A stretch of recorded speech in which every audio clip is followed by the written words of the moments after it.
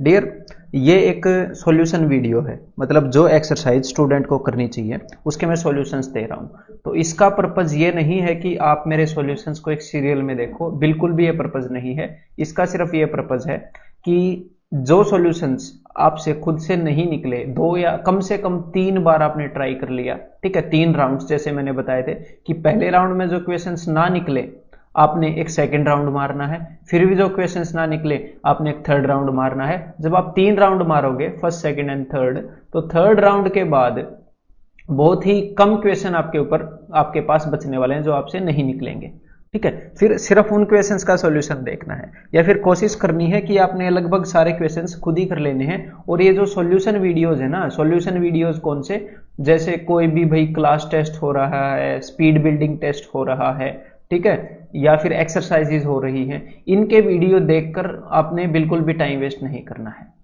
ठीक है।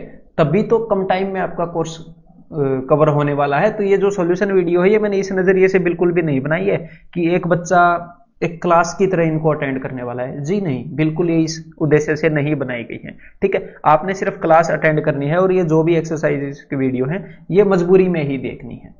कोशिश करनी है कि इनकी जरूरत ना पड़े, आप खुद सॉल्यूशन निकाल लें। हाँ, लेकिन अगर हम मान लो आपका सॉल्यूशन आपको वीक लगे कि हाँ यार कुछ ना कुछ गड़बड़ रह रही है, ठीक है, फिर आप इनको देख सकते हो। तो कुल मिलाकर जो मेरी क्लास वीडियोस हैं जिनके अंदर मैं कंसेप्ट बता रहा हूं, जो कंसेप्ट वीडियो हैं वो आपने कुल मिलाकर 2 बार देखनी है, ठीक है। और जो आपकी एक्सरसाइजेज हैं, जब आप एक बार इन वीडियोस को देख रहे हैं, मेरी कंसेप्ट वीडियोस को, उसके बाद जो आपके टेस्ट हो रहे हैं, क्लास टेस्ट हो रहे हैं, कंसेप्ट बिल्डिंग टेस्ट हो रहे हैं, ठीक है, स्पीड बिल्डिंग टेस्ट हो रहे हैं, जो एक्सरसाइजेज हो रही हैं, उनको आप अटेम्प्ट करते जाओगे और उसके बाद जो आपको कंप्लीट पीडीएफ मिलेगी, ठीक है, कंप्लीट एक पीडीएफ मिलेगी, फिर उस पीडीएफ में से अपने क्वेश्चंस को करना है, ठीक है। फिर उस पीडीएफ को बार बार रिवाइज करते रहना है, बार बार, ठीक है। बस उससे बाहर आपने कुछ नहीं करना है। उससे बाहर अकॉर्डिंग टू द सिचुएशन जब मेन पास आएगा तो फिर भी उससे बाहर कुछ नहीं करना है। फिर भी आपके कॉन्फिडेंस को बिल्ड करने के लिए मैं अगली सीरीज आपके सामने लेकर आऊंगा, ठीक है। तो चलिए स्टार्ट करते हैं। और मैं इन क्वेश्चंस को उस तरीके से कराने वाला हूं कि भाई जस्ट कोई बंदा सॉल्यूशन देखने आया है, क्लास की तरह नहीं समझाने वाला हूं, बिकॉज रिक्वायरमेंट नहीं है।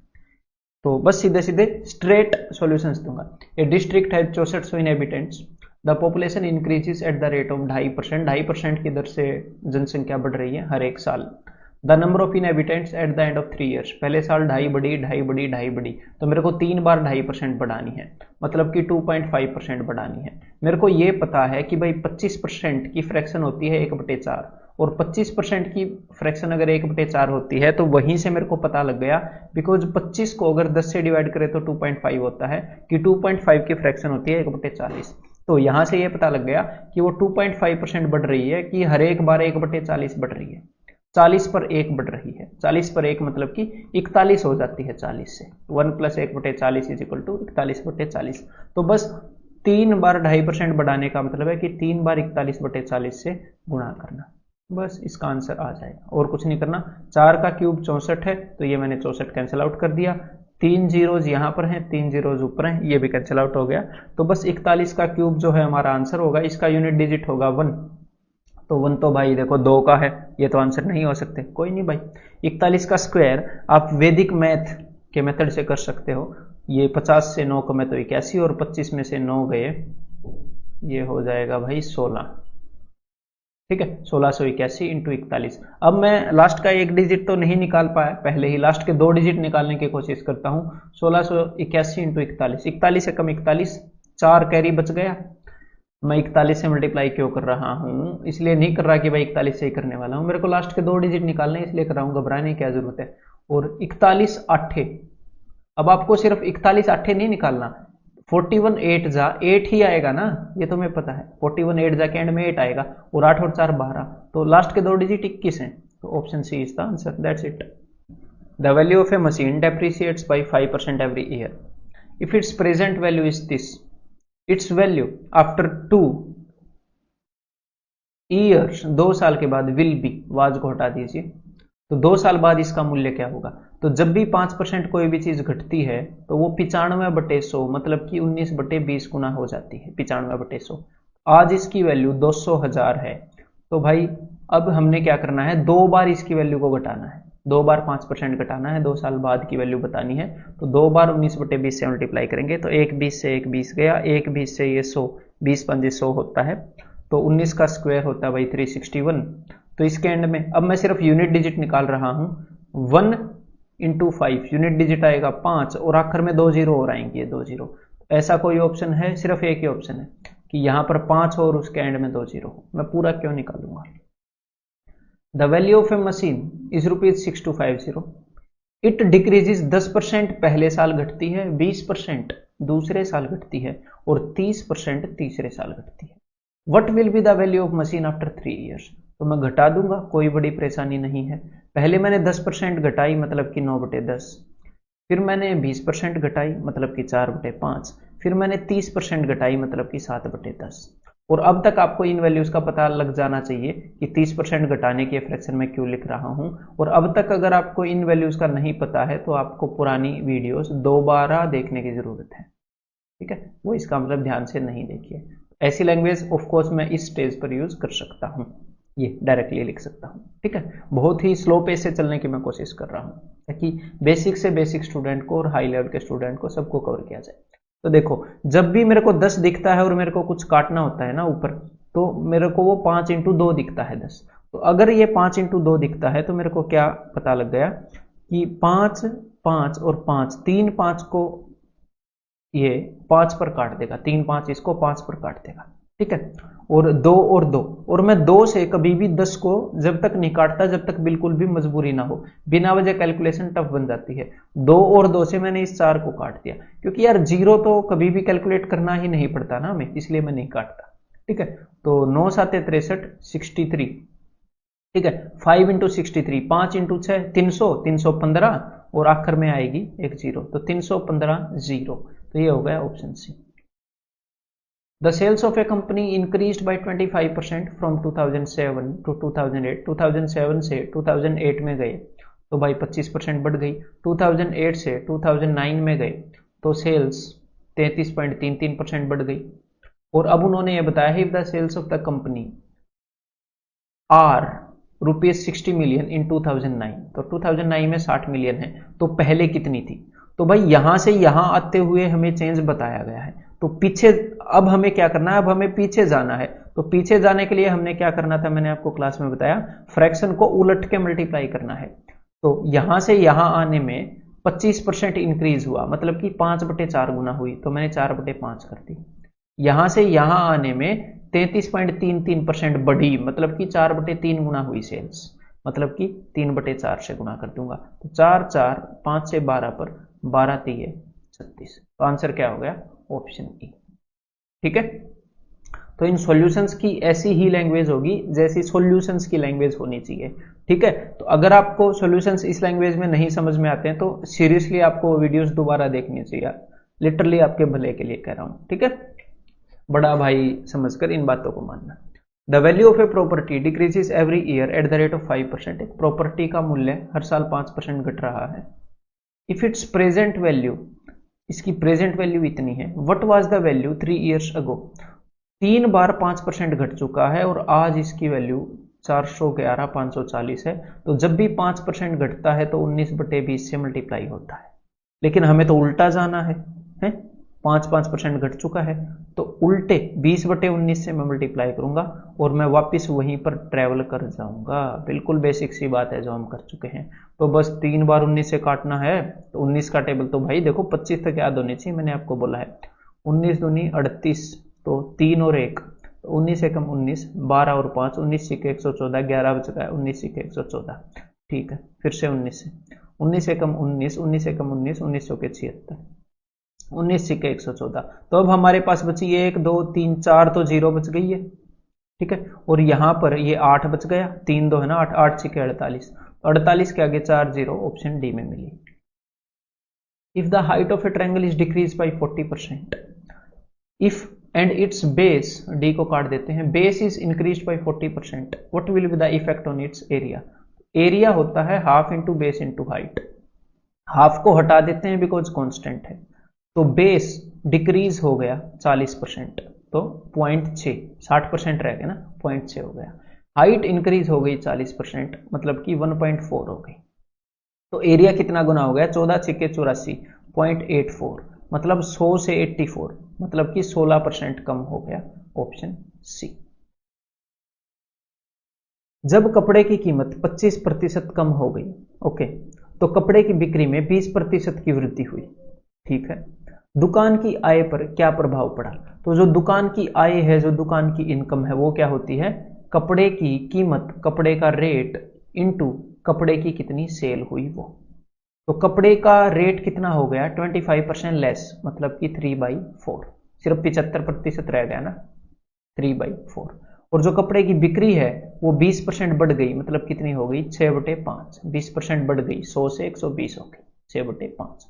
तो भाई इनकम कितनी हो गई, अभी देख लेते हैं। 6 तिये 18 और 5 चौके 20, मतलब कि पहले इनकम 20 थी और अब 18 हो गई, पहले 20 थी अब 18 हो गई, तो 2 कम हो गई ना 20 पर, 2 कम हो गई, तो 2 कम हो गई 20 पर, मतलब कि 1/10 कम हो गई। 1/10 क्या होता है भाई, 10%, या फिर 20 का 10%, 2, सीधा सीधा दिख ही रहा है, 10% डिक्रीज हो गई। एक वस्तु की कीमत पहले 10%, मतलब पहले 10% और उसके बाद 20%, 20% बढ़ गई, ठीक है। यदि अंतिम बढ़ी हुई कीमत, मतलब पहले 10% बढ़ी, फिर 20% बढ़ी, और ऐसा होने के बाद 33 रुपए हो गई, तो ये वाली कीमत कितनी थी, तो उल्टा आना है हमें, तो उल्टी फ्रैक्शन से मल्टीप्लाई कर देंगे इसको वहीं पर। 10% बढ़ाने के लिए 11/10 से गुणा करते हैं, मैंने 10/11 से कर दिया क्योंकि उल्टा आना है ना। और 20% बढ़ाने के लिए 6/5 से मल्टीप्लाई करते हैं, मैंने 5/6 से मल्टीप्लाई कर दिया। तो बस 33 ऊपर है और नीचे क्या है, 11 छिके 66, 66 है, 33 दूनी 66, 2 से इसको 5 पर काटेंगे, 5 5 25, उत्तर आ गया डी। अब आगे बढ़ते हैं।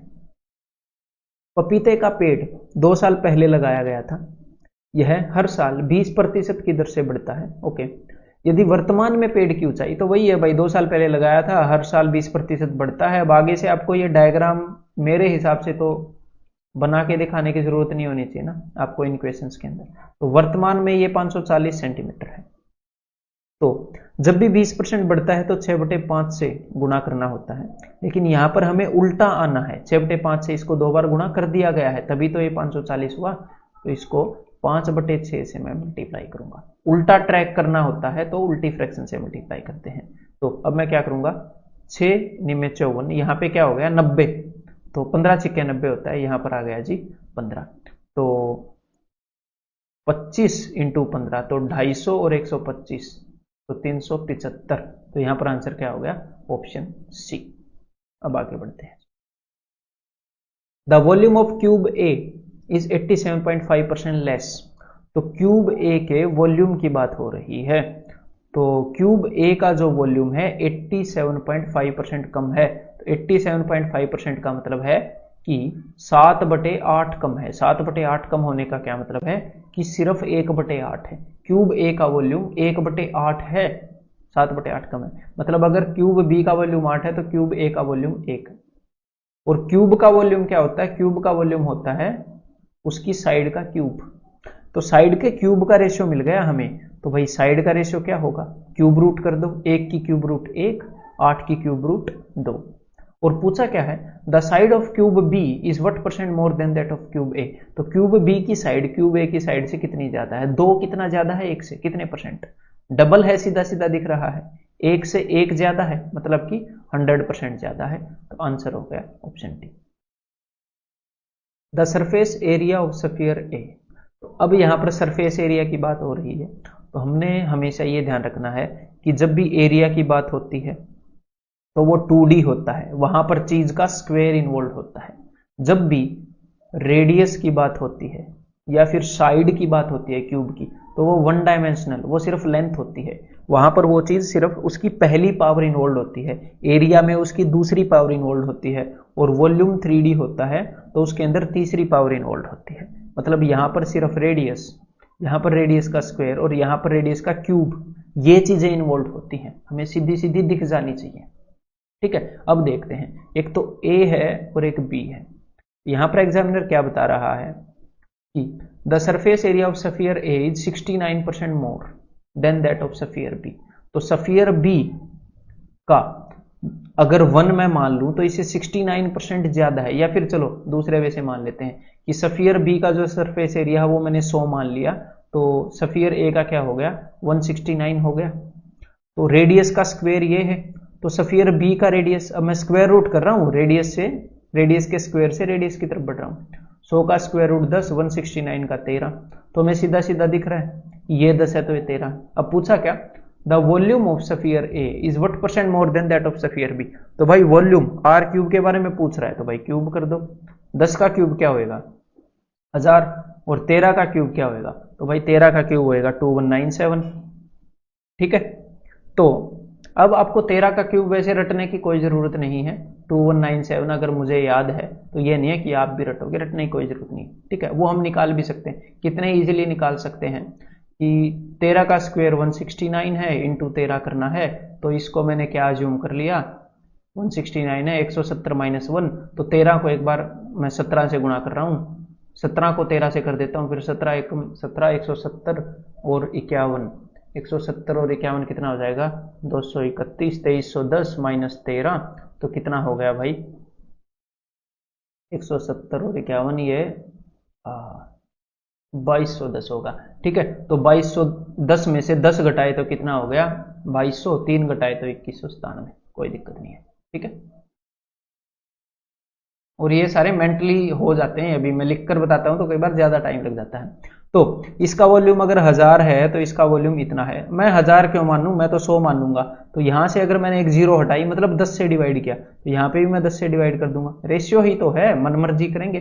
तो अगर इसका वॉल्यूम 100 है तो इसका वॉल्यूम 219.7 है, मतलब इससे कितना प्रतिशत ज्यादा है, इससे 119.7% ज्यादा है।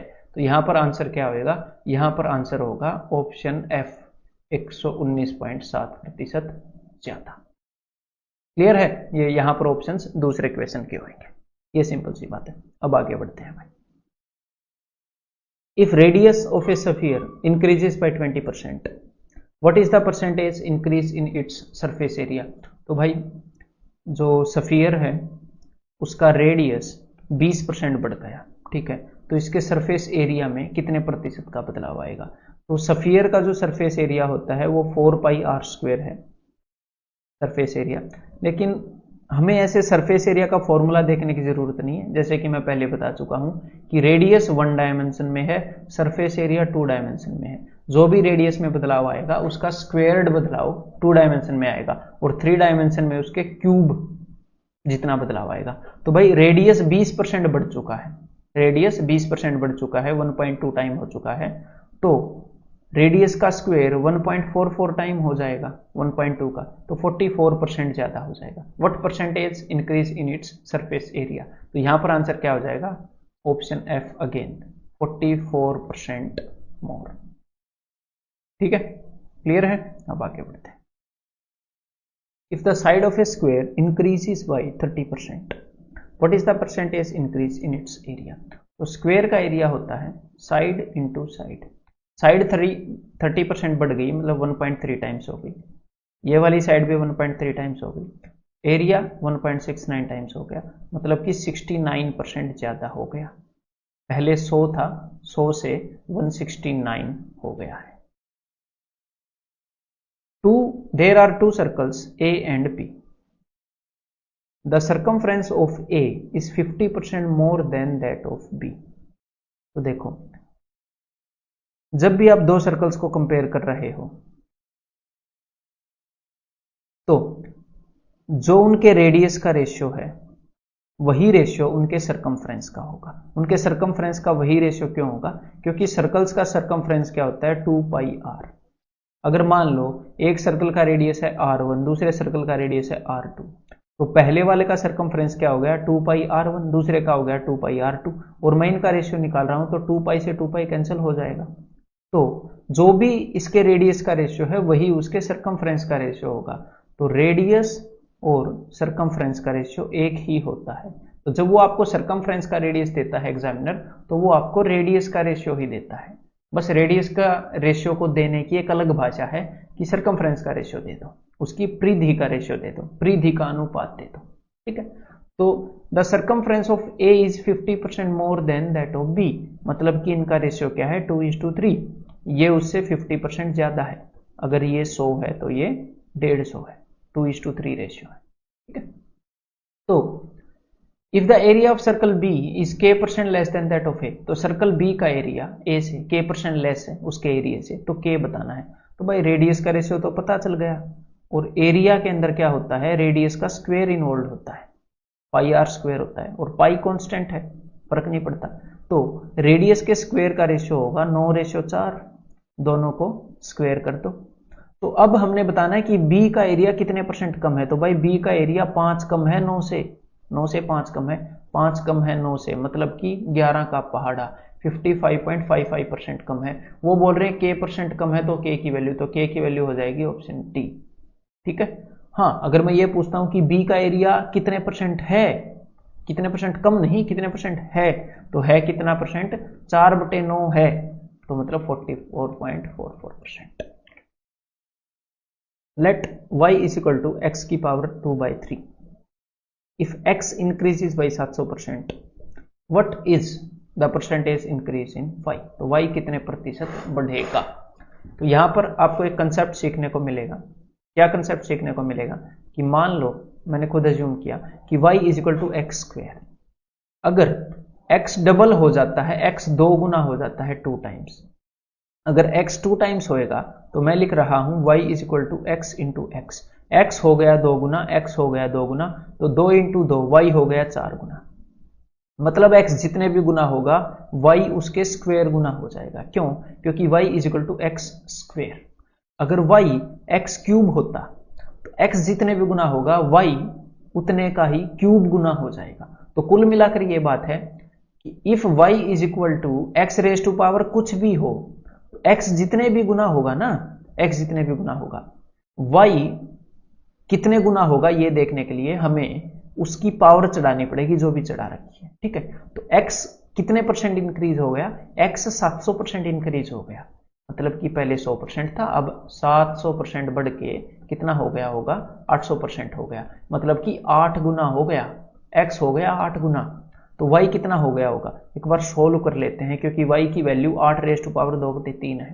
तो मैं इसको सोल्व कर रहा हूं भाई। तो देखो x की पावर 2 है और फिर उसकी पावर 1/3 है, मैं ऐसे लिख सकता हूं ना 2/3, क्योंकि ऐसे जब हम लिखते हैं तो ये पावर्स मल्टीप्लाई होती हैं, 2 इंटू 1/3, ये सर्ट्स के अंदर बताऊंगा, ठीक है।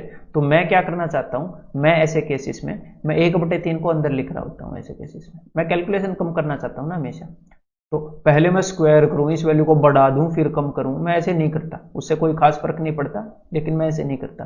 तो मैं पहले 1/3 लिख लेता हूं, तो इसका क्यूब रूट क्या आएगा 2, मैंने इसको सोल्व कर लिया, 8 की पावर 1/3 क्या है 2, और उसका स्क्वायर 2 की पावर 2 4, तो y 4 गुना हो जाएगा। अब यहां पर पूछा क्या है, तो y में होने वाली प्रतिशत वृद्धि, 400% मत लिख देना, 4 गुना हो गया, पहले 100% था तो अब 400% हो गया, तो कितने परसेंट इंक्रीज हुआ, तो 300% इंक्रीज हुआ। तो यहां पर आंसर क्या आ जाएगा, ऑप्शन सी।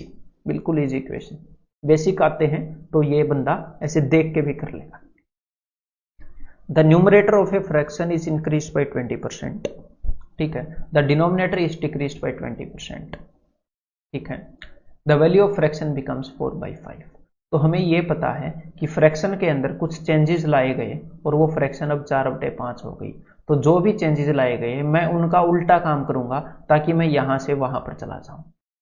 तो फ्रैक्शन के न्यूमरेटर को 20% बढ़ाया गया, मतलब कि न्यूमरेटर को, अंश को 1.2 से गुणा किया गया, तो मैं अंश के बजाय, न्यूमरेटर की बजाय डिनोमिनेटर को 1.2 से गुणा कर देता हूं। मैं उल्टा काम कर रहा हूं जो भी एग्जामिनर ने किया उसका। फिर क्या किया, डिनोमिनेटर यानी कि उसके हर को, भिन्न के हर को 20% घटाया गया, मतलब 0.8 से गुणा किया गया। लेकिन मैं डिनोमिनेटर को, मैं हर को नहीं करूंगा, मैं न्यूमरेटर को कर दूंगा 0.8 से गुणा, ठीक है। तो अब बस मैंने जो भी उन्होंने किया उसका उल्टा कर दिया, मैं यहां से वहां चला जाऊंगा। अब देखो भाई 4 × 12, मतलब कि पहले फ्रैक्शन 8/15 थी, 8/15 के साथ ये सारे चेंजेस लेके आओगे तो वो 4/5 बन जाता है। तो आंसर हो गया option B. If the numerator of a fraction is increased by 400%, 400% किसी भी चीज को बढ़ा देने से वो चीज़ 5 गुना हो जाती है। 400% अगर हम किसी भी चीज़ को बढ़ाते हैं तो वो चीज़ हो जाती है पहले से 5 गुना। ठीक है, ये बेसिक बातें आपको पता होनी चाहिए। 500% बढ़ाने से 100 से 600 करने पे वो 6 गुना हो जाती है। तो यहाँ पर इन लोगों ने जो भी किया है ना, एक फ्रैक्शन थी उसके साथ कुछ चेंजेस किए और वो 20/27 हो गई। मैं क्या करूंगा, मैं उन चेंजेस का उल्टा करूंगा, वो जो भी बदलाव लाए उसका उल्टा करूंगा और मैं पहले वाली जगह पर पहुंच जाऊंगा। उन्होंने न्यूमरेटर यानी कि अंश को 5 गुना किया 400% बढ़ा के। मैं डिनोमिनेटर, मैं न्यूमरेटर के साथ नहीं करूंगा, मैं उल्टा कर दूंगा, मैं डिनोमिनेटर को 5 गुना कर दूंगा उसके हर को। उन्होंने डिनोमिनेटर को 6 गुना किया 500% बढ़ा के, मैं न्यूमरेटर को 6 गुना कर दूंगा। चेंजेस मैंने उल्टे कर दिए ना जो भी उन्होंने किए थे, मैं बस पहुंच गया वहां पर। एक बार इसको सोल्व कर लो बस। ठीक है, 3 दूनी 6, 3 निमे 27 और 5 तो के 20, 4 दूनी 8/9। पहले 8/9 थी फ्रैक्शन, मतलब option E, none of these. If the numerator of a fraction is increased by 1/4, numerator को इन्होंने 1/4 से इंक्रीज किया, मतलब कि 5/4 कर दिया, और डिनोमिनेटर को इन्होंने 1/3 से डिक्रीज किया, मतलब कि 2/3 कर दिया। और जब पहले जो भी फ्रैक्शन थी उसके अंदर ये दो चेंजेस लाने के बाद आज फ्रैक्शन 33/64 हो चुकी है। तो ये बोल रहे हैं ओरिजिनल फ्रैक्शन क्या थी। तो ये जो भी चेंजेस ये लेके आए हैं ना, मैं उनका उल्टा कर रहा हूं। उन्होंने न्यूमरेटर को, मतलब कि अंश को 5/4 गुना किया है, 5/4 से गुना किया उन्होंने। मैं इस न्यूमरेटर को डिवाइड कर दूंगा 5/4 से, तो ये 4 ऊपर चला जाएगा ना, चला गया, कर दिया उसका उल्टा। अब उन्होंने डिनोमिनेटर को यानी कि हर को 2/3 से गुना किया, मैं इस डिनोमिनेटर को 2/3 से भाग कर दूंगा। तो 2 और 3 कहां, तो अब ये 2 कहां पर जाएगा, 2/3 से अगर इसको भाग करेंगे तो इसके नीचे 2, मतलब कि यहां पर 2 और यहां पर 3। ठीक है, क्लियर है। इन चीजों में आपको कोई प्रॉब्लम नहीं होनी चाहिए कि 2/3 कैसे आया। तो अब देखिए, अब इसको सोल्व कर लेते हैं। 3 से जाएगा भाई 11 से, 4 दूनी 8, 8 हुआ 64, तो 11/8 5 40, 11/40 ये फ्रैक्शन पहले था। तो यहां पर इसका आंसर क्या हो जाएगा, यहां पर इसका आंसर हो जाएगा option E. The number of seats in A cinema hall is increase by 25%। तो नंबर ऑफ सीट्स को 25% बढ़ा दिया गया, तो ये है number of seats. And the cost of each ticket is also increase by 10%। तो कॉस्ट भी बढ़ा दी, सीट भी बढ़ा दी। तो कितनी सीट है और इनकी कितनी कॉस्ट है, ये दोनों चीजें मिलाकर रेवेन्यू बनाती हैं कि भाई कितनी कमाई होगी। तो उन्होंने सीटों को 25% बढ़ा दिया, मतलब कि 5/4 गुना कर दिया, तो रेवेन्यू भी 5/4 गुना हो जाएगा। कॉस्ट को उन्होंने 10% बढ़ा दिया, मतलब 11/10 कर दिया। तो ये जो भी असर होगा ये सीधा सीधा रेवेन्यू पर पड़ेगा। तो ये कितना असर हुआ ये मैं एक बार देख लेता हूँ। 5 दूनी 10, तो ये असर हुआ 11/8 गुना हो गया रेवेन्यू। पहले 8 था तो आज 11 हो गया, 3 बढ़ गया 8 पर, मतलब कि 3/8 बढ़ गया। तो 3/8 बढ़ना मतलब 37.5%। Water tax is increased by 20% and it's consumption is decreased bye 20%। Tax का क्या मतलब है कि वाटर के ऊपर जो खर्चा लगता है, जो उसका रेट है, जो उसका प्राइस है, तो जो भी उसके ऊपर टैक्स कटता है या रेट लगता है, और साथ में एक बंदा कितना पानी खर्च करता है, जो उसकी कंजप्शन है, इन दोनों के प्रोडक्ट से हमें पता चलता है कि भाई पानी के ऊपर कितना एक्सपेंडिचर होता है। तो रेट को तो 20% बढ़ा दिया गया और कंजप्शन को 20% घटा दिया गया। तो जब किसी वैल्यू को, बिकॉज इनका सीधा सीधा असर एक्सपेंडिचर पर पड़ता है ना, तो जब इसको 20% बढ़ाया तो एक्सपेंडिचर 20% बढ़ा, जब इसको 20% घटाया तो एक्सपेंडिचर 20% घटा। तो जब किसी वैल्यू को 20% बढ़ाया जाए, 20% घटाया जाए, तो ओवरऑल तो नुकसान ही होता है 20 × 20/100 का। ये मैंने आपको बताया था, मतलब 4% कम ही होगा एक्सपेंडिचर। ठीक है, 4% डिक्रीज। या फिर इसको ऐसे भी देख सकते हैं, ये 20% ज्यादा हुआ रेट, मतलब 1.2 टाइम्स, कंजप्शन 20% कम हुई, मतलब कि 0.8 टाइम्स, तो 12 × 8 = 96। ठीक है, 0.96, मतलब पहले 100 थी, 100 से 96 हो गई, 100 पे 4 कम हो गई।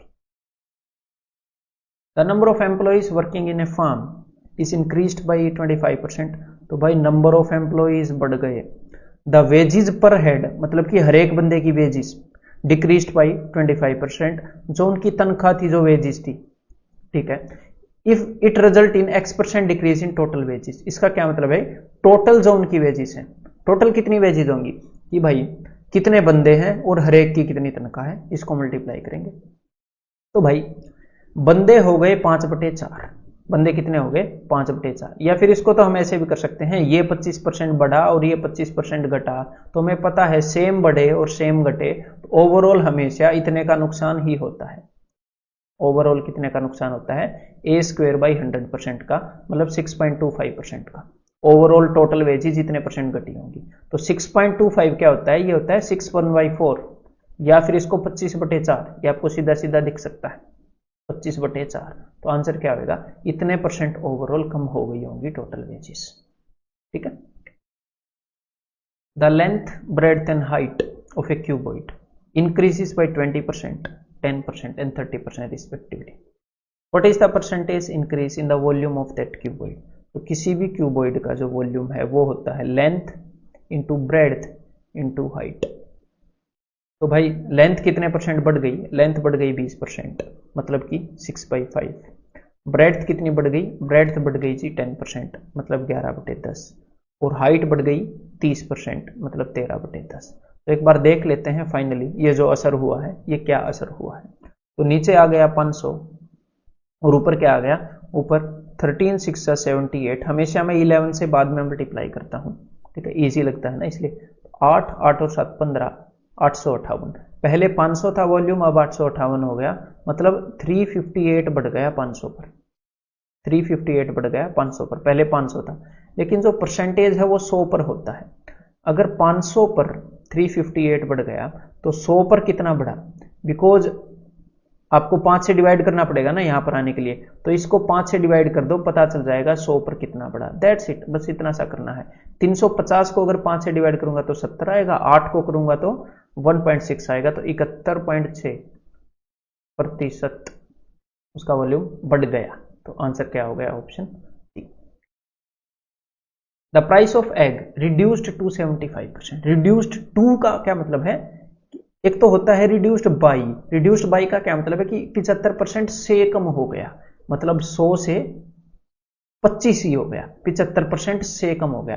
लेकिन यहां पर इन्होंने 75% से नहीं बोला, इन्होंने बोला 75% तक, टू, तो इसका मतलब 100 से 75% तक कम हो गया, टू का मतलब है तक। ठीक है, हाँ, यहां पर भी कुछ स्टूडेंट को कंफ्यूजन हो सकता है। तो अब देखते हैं कि भाई इनके प्राइस का रेशियो क्या है, पहले वाली सिचुएशन का और अब वाली सिचुएशन का। पहले प्राइस 100 था, अब 75 हो गया, मतलब कि 4:3। ये चीजें तो सीधी सीधी क्वेश्चन को पढ़ते ही पता लग जानी चाहिए।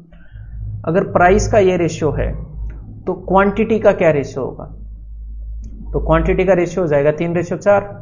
ये मैंने आपको क्लास में बताया है, ये दोनों चीजें एक दूसरे की रेसिप्रोकल हैं, ठीक है, पारस्परिक हैं।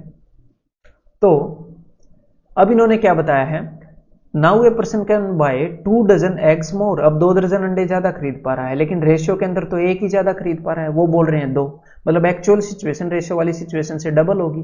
तो मतलब पहले वो पक्का 6 अंडे खरीद पा रहा होगा, 6 दर्जन, और अब वो 8 दर्जन खरीद पा रहा है। ये दर्जनों में बात हो रही है भाई, यहां पर उन्होंने दर्जन बोला, ठीक है, दर्जनों में बात हो रही है। इन 162 162 रुपए की ये बात हो रही है। अब या तो पहले वाला प्राइस पूछा गया, बाद वाला। फाइंड द ओरिजिनल प्राइस, मतलब कि पहले वाला। तो 6 दर्जन खरीदता था 162 रुपए में, 6 दूनी 12, 6 7 42, 27 रुपए एक दर्जन के देता था वो। तो उत्तर क्या हो गया, option B. A reduction of 20% in the price of sugar.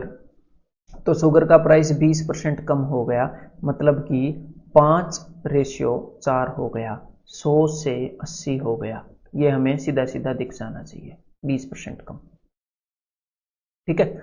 और ये 20% कम मतलब 4/5 हो जाना, 5 से 4 हो जाना। तो प्राइस 5 से 4 हो गया शुगर का पहले वाली सिचुएशन के कंपैरिजन में। तो इसका मतलब शुगर खरीदने की जो क्वांटिटी है उतने ही रुपए में वो 4 से 5 हो जाएगी, पहले से ज्यादा खरीद पाएंगे। रेशियो के अंदर हम 1 यूनिट या 1 केजी शुगर एक्स्ट्रा खरीद पा रहे हैं। एग्जामिनर बोल रहा है कि हम 2.5 किलो, 5/2 किलो शुगर एक्स्ट्रा खरीद पा रहे हैं। तो एक्चुअल सिचुएशन रेशियो की सिचुएशन से 2.5 गुना है, तो मैं इसको 2.5 गुना कर देता हूं और मुझे एक्चुअल सिचुएशन पता लग जाएगी कि पहले इतनी चीनी खरीद पा रहे थे, अब इतनी खरीद पा रहे हैं। जितने भी रुपए में हम खरीद रहे थे। अब वो बोल रहा है कि 160 रुपए में खरीद रहे थे, ठीक है। फाइंड द ओरिजिनल प्राइस पर केजी। तो ये देख लेते हैं पहले कितनी खरीद पा रहे थे।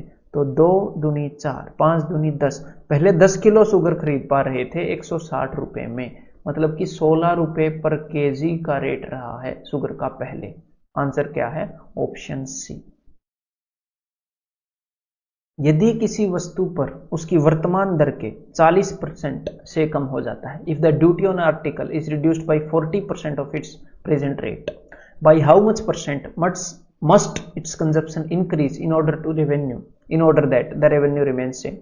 तो सिंपल सी बात है, देखो ड्यूटी का क्या मतलब है कि किसी वस्तु पर कर मतलब कि टैक्स, उसके लिए आप जितना पे करते हो, जो उसका प्राइस है उसको ड्यूटी बोलते हैं। और दूसरी तरफ क्या है उसकी? कंजम्पशन, कि कितना हम उसको खाते हैं, कितना हम उसको यूज करते हैं। और ओवरऑल क्या है? ओवरऑल उसके ऊपर रेवेन्यू, कि ओवरऑल कितना खर्चा हो गया, कितना रेट है, कितनी वो चीज यूज करते हैं। इन दोनों चीजों पे डिपेंड करता है कि रेट कितना होगा। तो जो ड्यूटी है वो 40% कम हो गई, मतलब कि 60% ही रह गई, मतलब कि 3/5 हो गई। 60% होगी ना, 3/5 हो गई। तो अगर ये 3/5 हो गई और हमने रेवेन्यू को सेम रखना है, तो इसका मतलब कंजप्शन को 5/3 करना पड़ेगा। ठीक है, 5/3 करना पड़ेगा। तो कितना बढ़ाना पड़ेगा? 2 बढ़ाना पड़ेगा 3 पर। तो 2 बढ़ाना पड़ेगा 3 पर, मतलब कि परसेंटेज में कितना? 66.66%। तो एक तो ये तरीका हो गया। अदरवाइज जो दूसरा तरीका है कि पहले मान लो चीज का जो रेवेन्यू था वो 100 था, अब उसके ऊपर जो रेट है वो कम हुआ है, तो भाई 100 से 40 कम हो गया ना, तो 100 से 60 हो गया उसका रेवेन्यू। लेकिन अब हम उसकी कंजप्शन कितनी बढ़ाएं, उसको और कितना खाना शुरू कर दें कि 60 से फिर से 100 हो जाए रेवेन्यू। तो भाई 40 और बढ़ाना पड़ेगा। कितने पर बढ़ाना पड़ेगा? 60 पर बढ़ाना पड़ेगा। ठीक है, तो 40 बढ़ाना है 60 पर, 40 बढ़ाना है 60 पर, 2 बढ़ाना है 3 पर, 66.66% बढ़ाना पड़ेगा। किसी भी वे से कर सकते हो, फॉर्मूला लगा के भी कर सकते हो। The length and breadth of A cuboid increases by 20% and 25%। तो ठीक है, by what percent the height should be decreased. तो जो क्यूबॉइड है उसका वॉल्यूम होता है length into breadth into height. तो हमने वॉल्यूम को क्या रखना है? वॉल्यूम को सेम रखना है। तो लेंथ कितनी हो गई भाई? लेंथ 20% बढ़ गई, मतलब 6/5 गुना हो गई, 120/100। ब्रेड्थ 25% बढ़ गई, मतलब कि 5/4 गुना हो गई। ठीक है, 125/100। तो एक बार इन दोनों का जो चेंज है उसका क्या असर हुआ वो देख लेते हैं। इनका जो असर हुआ वो है 3/2। इन दोनों ने वॉल्यूम पर जो असर डालना है वो 3/2 है। तो हाइट को कुछ इतने गुना करना पड़ेगा कि ये जो 3/2 का जो असर हुआ है ये कैंसिल हो जाए, बिकॉज हमें तो सेम रखना है वॉल्यूम। तो हाइट को 2/3 गुना करना पड़ेगा। 3/2 को 2/3 ही कैंसिल करेगा ना। ठीक है, तो 2/3 करना पड़ेगा, मतलब 3 से 2 करना पड़ेगा, 1 कम करना पड़ेगा 3 पर, मतलब कि 33.33%। Price of petrol increased from 60 to 75. How much should the consumption of petrol be reduced in percentage so as to increase expenditure by only 10%? तो ये किस तरह का क्वेश्चन है, एक बार मैं आपको वो बता दूं कि किसी वैल्यू को 40% बढ़ाया गया, ठीक है, अब उसको मैं कितना प्रतिशत कम करूं, कितना प्रतिशत कम करूं कि ये पहले से 20% ही ज्यादा हो। तो 40% बढ़ाया गया तो 140 हो गया। अब इसको मैं कितना कम करूं कि पहले वाली वैल्यू से सिर्फ 20% ज्यादा रह जाए। पहले 100 थी, मतलब कि 120% तक रह जाए। तो 140 से हमने 100 पर नहीं आना, ठीक है, 100 पर नहीं आना, हमने 120 पर आना है। तो 140 से 120 पर आना है। तो ये मैं अलग से एग्जांपल ले रहा हूं, ये मत सोचने लग जाना कि मैं इस क्वेश्चन को सोल्व कर रहा हूं, अलग से एग्जांपल ले रहा हूं। तो 20 कम करना है 140 पर, मतलब कि 1/7 कम करना है। एग्जैक्टली यहां पर भी ऐसा ही क्वेश्चन है, लेकिन यहां पर एग्जामिनर क्या करता है, देखो अब कुछ स्टूडेंट इसी के कारण कंफ्यूज हो गए होंगे। उसने क्या ले लिया, इस परसेंटेज को डील करने के लिए आधी जगह तो डायरेक्टली वैल्यू ले ली और बाकी जगह परसेंटेज पूछ ली है। अदरवाइज अगर बेसिक्स कोई अच्छे से सीखता है तो जो भी so cold new question, so cold का क्या मतलब है, जो नए कहे जाते हैं वो नए होते नहीं हैं। देखो पेट्रोल का प्राइस 60 से 75 कर दिया, अगर वो ये पूछता कि भाई कितने परसेंट उसकी कंजप्शन को कम किया जाए, कंजप्शन को कितने परसेंट कम किया जाए कि भाई पहले जितना खर्चा हो, तो मैं क्या बोलता कि भाई जो ओवरऑल जो खर्चा है वो 60 से 75 हो गया प्राइस के कारण, तो उसको कम किया जाएगा 15 रुपये 75 पर। तो 15 रुपये 75 पर मतलब कि 1/5 कि उसको 20% अगर कम किया जाएगा कंजप्शन को तो खर्चा उतना ही रहेगा। लेकिन यहां पर उसने ये नहीं पूछा, उसने ये नहीं बोला कि हमें 60 तक आना है, उसने क्या बोला, उसने ये बोल दिया कि भाई प्राइस जो है वो 60 से 75 हो गया, इसके कारण खर्चा 60 से 75 हो जाएगा। तो इसको कितने परसेंट कम करूं कि जो खर्चा है वो सिर्फ 10% बढ़े, मतलब कि 60 का 10% क्या है, 6 है ना, वो सिर्फ 6 रुपये बढ़ जाए कि 66 पर हो जाए। तो हमें 75 से सिर्फ 66 पर आना है, 66 पर आना है, बस ये सिंपल सा चेंज किया है। तो भाई कितना कम करना पड़ेगा, 9 कम करना पड़ेगा, दिख रहा है 9 कम करना पड़ेगा, कितने पर, 75 पर 9 कम करना पड़ेगा तभी 66 पर आएंगे। तो बता देते हैं कितने परसेंट है, 9/75 इंटू 100 कर दूं, ठीक है, परसेंटेज सीधा सीधा आ जाएगा ना। तो 25 4 जा 25 चौके 25 दिए, 3 दिए 4 दिए 12% कम करना पड़ेगा भाई। आंसर इज ऑप्शन ए, ठीक है। और इसको हर एक वे से आप कर सकते हो, तो इसके ऊपर थोड़ा बैठकर दिमाग लगाइए, बाकी किस किस वे से कर सकते हैं। अगर आप ऐसे दिमाग लगाते हैं तो ही आपके कंसेप्ट बनते हैं, तो दिमाग लगाइए भाई। अगला question, price of diesel increase from ₹45 to 50, ठीक है भाई, जो रेट है 45 से बढ़ गया तो खर्चा भी इसी हिसाब से बढ़ गया होगा। पहले अगर खर्चा 45 होता होगा तो वो भी इसी रेशियो में बढ़ गया होगा, आज वो 50 हो रहा होगा इस चीज के कारण। लेकिन वो ये बता रहे हैं कि भी कंजप्शन को कितना कम किया जाए कि जो खर्चा है वो 5% ही बढ़ पाए। तो मतलब कि भाई इससे 5% बढ़ाना पड़ेगा, ठीक है। तो इसका 10% क्या है, इसका 10% है 4.5, तो 4.5 का आधा 2.25, सवा दो 4.5 का आधा तो 2.25, मतलब कि ये कितना हो जाए 47.25। तो इसको यहां से यहां तक लाना है। अदरवाइज मैं इस क्वेश्चन को पता है कैसे देख रहा हूं, मैं इस क्वेश्चन को ऐसे देखता हूं कि यहां से लेकर यहां तक पूरा डिस्टेंस है 5, यहां से लेकर यहां तक कितना डिस्टेंस है 5, और इन्होंने क्या किया, इन्होंने बोला है कि यहां से यहां तक 10% बढ़ जाए, तो इन्होंने 2.25 का डिस्टेंस तो कवर कर लिया। अब ये जो बाकी का डिस्टेंस है ये वहां से यहां आते हुए कवर करना है, तो 5 में से 2.25 कम करो एक बार जरा, तो ये हो जाएगा भी 5 में से 2 घटाए, सॉरी 5 में से 3 घटाए 2.75 कम करना पड़ेगा। तो 2.75 कम करना पड़ेगा 50 पर, तो परसेंटेज तो 100 पर होती है, तो इंटू 2 दोनों जगह 2 गुना कर दिया क्योंकि मुझे तो 100 पर देखना है भाई। तो 2.75 का डबल क्या हो जाएगा भाई, ये हो जाएगा 6.5, ठीक है। तो अब यहां पर 2 का 4 हाँ 5.5 हो जाएगा, सॉरी माय मिस्टेक, ठीक है। तो ये हो जाएगा 5.5, तो 100 पर 5.5 कम करना पड़ेगा, मतलब आंसर हो गया ऑप्शन ए, ठीक है भाई। अगर आप चाहते हो मैं दूसरे तरीके से करूं तो कर देता हूं, ये लोग हैं दूसरे तरीके से भी कर देते हैं। देखो अभी पेट्रोल के ऊपर या डीजल के ऊपर जो भी एक्सपेंडिचर है, जो भी खर्चा है, वो खर्चा आएगा कि भाई पेट्रोल का प्राइस क्या है और पेट्रोल की कंजप्शन कितनी है, कंजम्पशन कितनी है, ठीक है। तो जो उसका एक्सपेंडिचर है वो कितने गुना हो, वो ये बोल रहे हैं कि 5% बढ़े, मतलब कि 21/20 गुना हो, ठीक है। उसका प्राइस कितने गुना हुआ, अब मैं गुना पूछ रहा हूं, और कितने गुना का मतलब है कि फाइनल डिवाइडेड बाय इनिशियल। तो फाइनल वैल्यू है 50, पहले था 45, तो प्राइस हो गया 5 से कैंसिल आउट कर रहा हूं 10/9, तो प्राइस 10/9 हो गया।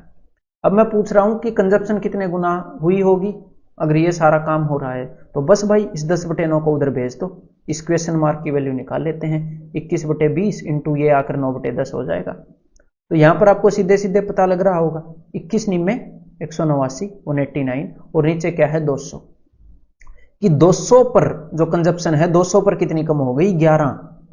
तो परसेंटेज तो 100 पर देखने वाली बात को बोलते हैं ना परसेंटेज, तो अगर 200 के ऊपर 11 कम हो गई तो 100 पर तो इससे आधी कम होगी, 11 का आधा 5.5, ऑप्शन ए। और भी तरीके हैं जिनसे हम इनको कर सकते हैं और नजरिए से हम देख सकते हैं, तो बस सोचा करो इन क्वेश्चंस पर। बेस बनाओ, अपना बेस बन गया, बड़ी बड़ी इमारतें खड़ी कर देंगे उसके ऊपर।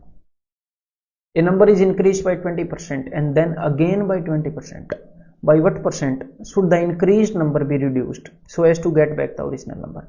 तो भाई एक नंबर था, उसको 20% बढ़ाया, उसको फिर से 20% बढ़ाया, अब इसको कितने परसेंट घटाऊं? तो मैं ये देख लेता हूं कि ये 20% बढ़ाने और 20% बढ़ाने की दौड़ में ये जो फाइनल वाला नंबर है ये कितने गुना हो गया है, पहले वाले नंबर के कंपैरिजन में कितने गुना हो गया। 20% बढ़ाने का मतलब है 6/5 गुना हो जाना, 20% बढ़ाने का मतलब है 6/5% हो जाना, 6/5 गुना हो जाना। तो कुल मिलाकर 36/25 गुना हो गया है ये नया नंबर। तो वापिस यहां पर आना है, तो भाई नए नंबर को 25/36 से मल्टीप्लाई करना पड़ेगा, नए नंबर को 25/36 से गुना करना पड़ेगा, 36/25 गुना हो गया ना ये। तो मतलब कितना कम करना पड़ेगा? तो भाई इसको कम करना पड़ेगा, कितना कम करना पड़ेगा? 11 कम करना पड़ेगा 36 पर। तो 11/36 की आपने फ्रैक्शन वैल्यू बतानी है तो इंटू 100 भी कर सकते हो, अदरवाइज एक और तरीका आजमाए जरा। देखो हमें यह पता है कि 12/36 की क्या वैल्यू है, 1/3 होता है ना, उसमें से 1/36 की घटानी है, सिंपल सी बात है। 12/36 होता है 33.33%, और 1/36 तो बहुत छोटा सा होगा ना, तो एक बार 33.33 के करीब देखें, ये भी नहीं है, ये भी नहीं है, ये भी ऑप्शन है, बस बन गई बात, बिना वजह फालतू कैलकुलेशन में क्यों घुसना है। समझ में आ गई बात? चलिए अभी आगे बढ़ते हैं, अदरवाइज इंटू 100 करके भी कर सकते थे, ऐसी कोई बात नहीं। अब मैं आपको मिलता हूं अगले कंसेप्ट क्लास में।